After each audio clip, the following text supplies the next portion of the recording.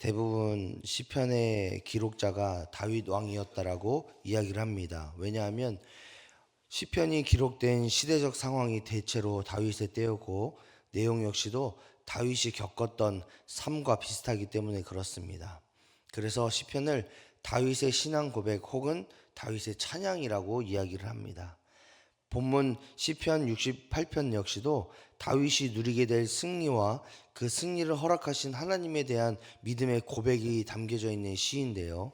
먼저 1절을 살펴보면 다윗은 자신을 둘러싼 원수들이 흩어지고 주를 미워하는 자들이 주 앞에서 도망하게 될 것이다라는 그 희망의 찬양을 하나님께 고백하고 있음을 보게 됩니다. 그런데 여기 1절에서 중요한 부분이 있습니다.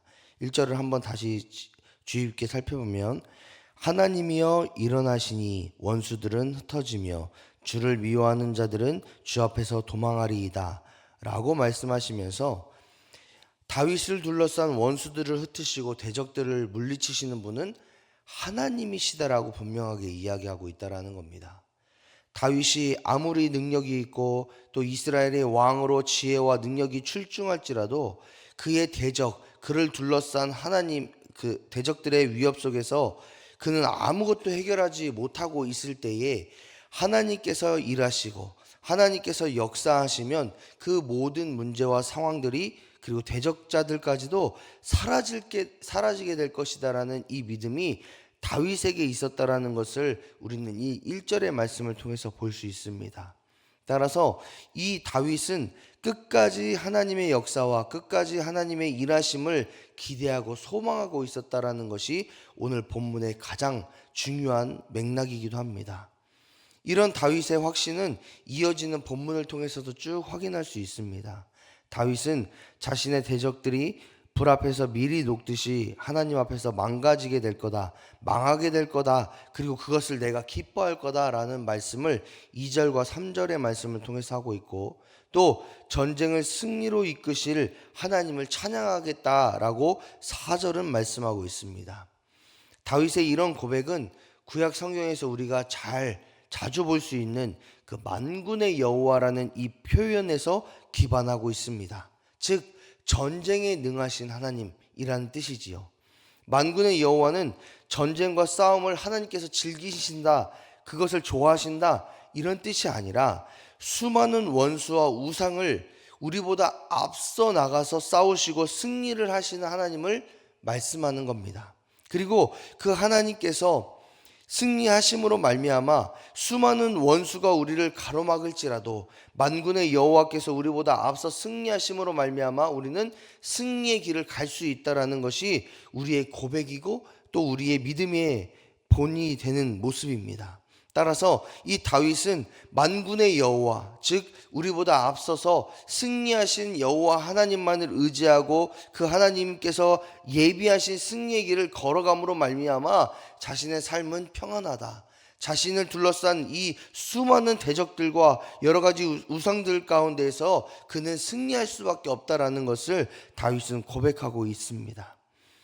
모든 원수를 이기시고 불의한 자를 심판하심으로 하나님의 백성인 이 다윗과 이스라엘 백성들을 승리로 이끄시는 그 여호와 하나님, 여호와 하나님에 대한 믿음, 그것이 다윗의 마음이자 신앙 고백이었다라는 거죠. 그런데 이 시편 기자는 그 다윗 왕의 그 신앙의 고백, 이스라엘의 신앙의 고백을 넘어서 이 시편 68편을 읽고 있는 우리들 역시도 이런 고백을 하기를 원하신다라는 겁니다. 하나님께서 이스라엘 백성들에게 승리와 형통을 주셨던 것처럼 지금은 살아가고 있는 우리들에게도 하나님이 만군의 여호와 되셔서 우리들에게도 승리와 형통을 허락하시겠다라는 것이 이 시편 기자의 교훈이다라는 겁니다. 지금은 살아가고 있는 우리 역시도 수많은 삶의 고난들과 어려움들이 우리를 찾아옵니다. 또 여러 원수와 대적들의 공격으로 인해서 헤아릴 수 없는 그 순간들이 우리들의 삶 가운데 찾아올 때도 있습니다. 그럴 때마다 우리들의 마음과 삶의 모든 순간은 온전히 하나님만을 향해야 될 줄 믿습니다. 우리의 삶과 신앙이 만군의 여호와께 맞춰질 때에, 그리고 그 만군의 여호와 하나님만 의지하고 신뢰하며 나아갈 때에, 우리의 시선이 하나님께로만 향할 때에 비로소 우리의 삶에는 하나님께서 예비하시고 하나님께서 우리에게 베풀어 주시는 그 승리를 누릴 수 있음을 여러분 기억하시길 바랍니다. 이 시편 68편의 기자는 만군의 여호와 하나님께 그의 삶의 시선을 두고 그의 삶의 모든 것을 맞췄습니다. 그리고 그 일을 이루실 하나님께 확신하며 그의 삶을 살아갔습니다.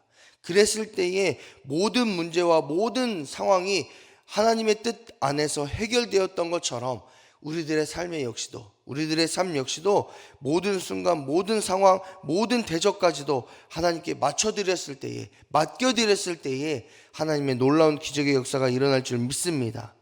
하나님께서는 그 승리를 허락하실 그 하나님을 찬양하는 이 시편 기자에게 이스라엘의 과거를 돌이키도록 이야기하십니다. 7절의 말씀을 한번 읽도록 하겠습니다. 68편 7절의 말씀입니다. 다 같이 한번 읽어보겠습니다. 시작. 하나님이여,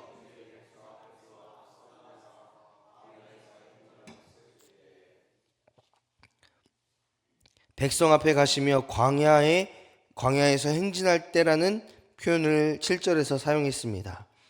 이렇게 광야에서 행진할 때를 성경에서 다룰 때에는 우리가 이스라엘의 출애굽과 광야 사건을 기억할 수 있습니다. 하나님은 광야에서 이스라엘 백성들이 수많은 고난과 위협 속에 있을 때에 그들을 안전하게 이끄셨습니다. 불기둥과 구름기둥으로 백성을 보호하시면서 그들을 가장 선한 길로 인도하셨을 뿐만 아니라 주변의 이방 민족들을 무찌르셨습니다. 그런 하나님의 역사하심으로 말미암아 이스라엘 백성은 구원을 경험했고, 그런 기적의 모습을 본 하나님의 백성들은 하나님의 산 신의 산에 이르기까지 하나님의 역사를 찬양하고 하나님의 임재하심과 역사하심, 더 나아가 하나님의 보호하심과 함께하심의 그 은혜를 모든 사람들 앞에서 찬양했습니다. 그 찬양 소리가 어찌나 크고 위대했던지 그 모든 땅 가운데의 진동으로 느껴질 만큼, 그로 인해서 모든 나라들이 하나님 앞에 굴복할 수밖에 없었던 그런 모습들을 이 시편 기자는 기억하게 된다라는 것을 이 7절의 말씀을 통해, 그리고 그 후의 이야기들을 통해서 볼 수 있다라는 거죠. 이 하나님의 역사가 얼마나 크고 위대했는지 백성 중에 약자라고 할 수 있었던 이 가난한 자와 여자들까지도 그동안 강자라고 자랑했던 그 이방의 민족들, 그들의 교만한 민족들을 그들을 물리치고 그들에게서 전리품을 취하는 영광을 얻게끔 하시겠다라고 말씀하시고 있습니다. 가장 약한 세력을 통해, 가장 약하고 보잘것없는 자들을 통해 가장 크고 위대하다라고 말하는 그들을 이기게 하시는 하나님, 그것이 얼마나 크고 놀라우신 하나님의 뜻이자 능력입니까? 이 하나님께서 일하시고 하나님께서 역사하시면 교만한 자들, 그동안 다윗을 또 이스라엘 백성들을 둘러싸고 그들을 괴롭게 하고 어렵게 했던 그 모든 대적들을 하나님께서 이기게 하심으로 말미암아 가장 연약하고 가장 약한 자들이 승리를 취하고 하나님을 찬양하고 하나님의 뜻 안에 거하며 하나님만을 온전히 섬기게 되는 놀라운 역사를 경험하게 되는 것이 바로 하나님의 뜻이자 섭리다라는 것을 보여주고 있습니다. 그로 인해서 모든 사람들이 오직 하나님만 신뢰하고 의지하는 삶을 살아가는 것, 그리고 그런 삶을 살아가는 것이 하나님께서 말씀하시는 가장 지혜로운 삶이다라고 이 시편 기자는 교훈하고 있습니다.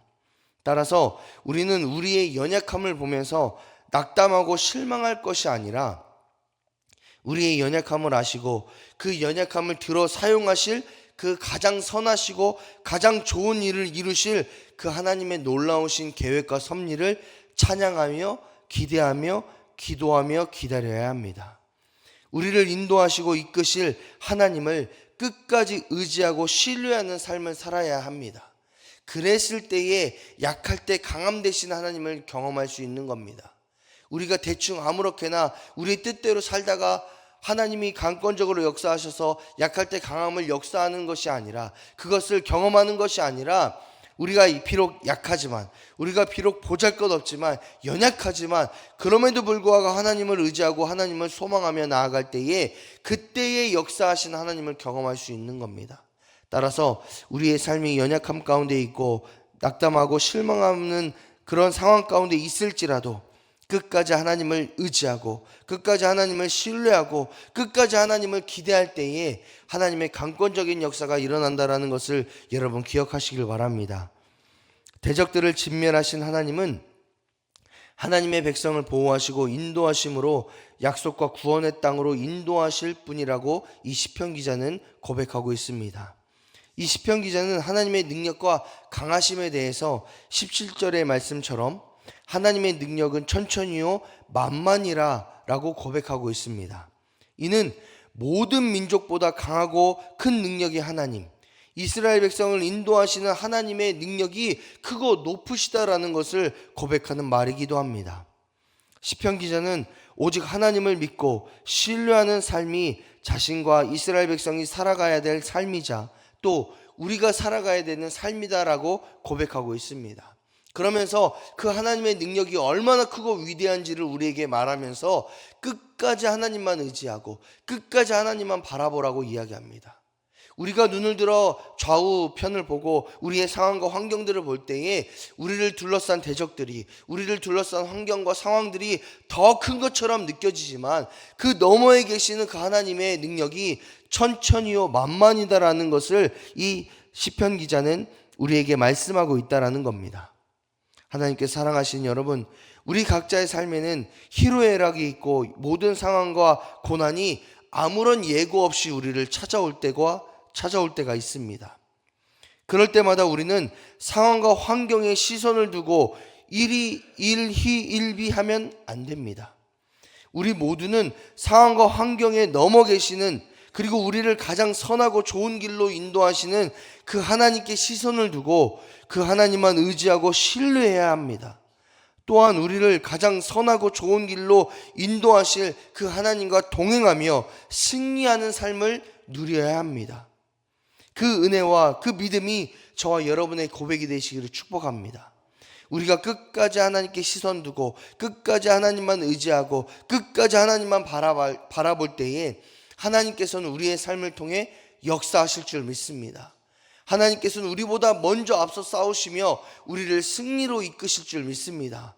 비록 전쟁의 모습들, 대적의 모습들, 환경과 상황의 모습들이 우리를 낙담하고 실망하게 할지라도 우리는 끝까지 하나님만 의지하고 하나님만 신뢰하고 하나님만을 바라봄으로 말미암아 우리의 삶이 또 우리의 자녀들의 삶이, 우리의 가정의 삶이, 우리의 교회의 삶이, 또 더 나아가 우리의 나라와 민족의 삶이 영원히 하나님의 품 안에 있는, 하나님의 손 안에 있음으로 말미암아 영원한 평안을 누리시는 그 축복의 주인공이 저와 여러분이 되시기를 주님의 이름으로 축복합니다.